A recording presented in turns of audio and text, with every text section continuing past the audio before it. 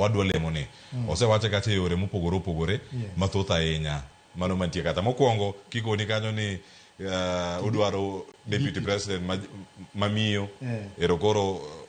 oburu ne dware to koro chak idware gi ODM ka ok dware to koro sani dware pogruok gi duto gi chom jatend piny yo machal nade kinde ma ODM wacho ni wadhi bedo ka gi twak ten twak mar ariye ma uburu nyoro ka loso owacho ni nyaka tim mar Hassan Joho ma Mombasa mane yubedo ka gikedo na ahinya giwacho ni nyaka bed kar kachiel kachiel kik wegi oko. An mokwongo gima danga anyis jo ODM en ni gikwong gilos odgi nikech odni ema kolose motegno to gibiro table mane wasemiyo gi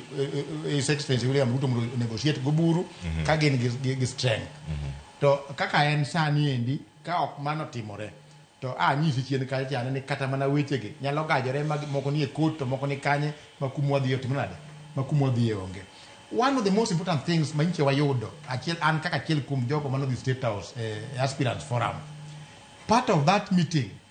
ne His Excellency Dr. William Samuel Ruto now passed a vote of confidence in his deputy. But this time round, deputy emane tayo gik moko ma kanyendo mo wacho ne ngat wani otimonade orom. In fact kata wan joma ne bedo gi doubt in his performance from that day no chako yiro ni ngani dikare is no joke and fire kako wacho no ni en fire omiyo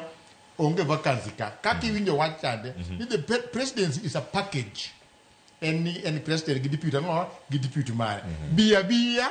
iwach weche gimi wacho gi endi to mora mibiro wacho wany biro ng'iyo kamikete to ma package ni en existing up to 2030 2032 gik mang'eny mwabiro keto gi wabiro miyo gi kama gidwaro kendo gima mora ahinya kata